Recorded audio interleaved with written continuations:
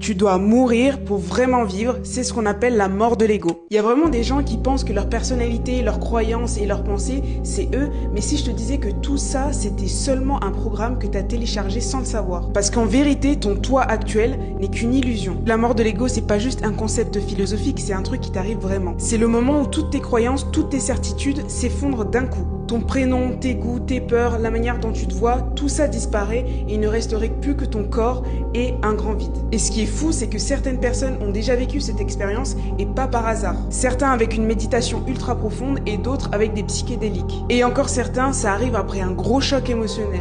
À ce moment-là, tu vois la réalité sans filtre. Tu comprends que tout ce que tu pensais être, c'était juste un assemblage de souvenirs et d'influences extérieures. Et c'est là où ça devient dingue parce que tu peux tout recommencer. C'est-à-dire que si ton ancien toi était une construction, tu peux en reconstruire un autre. T'imagines tous les blocages, toutes les peurs qui te freinent depuis des années, tout ça disparu. T'as plus besoin de jouer un rôle, tu peux être vraiment libre. Donc tant que t'as pas vécu ça, t'es pas vraiment vivant. T'es juste un programme qui suit ce qu'on lui a installé. Un jour tu comprendras, et si t'es prêt à voir la réalité autrement, tu sais quoi faire. Abonne-toi.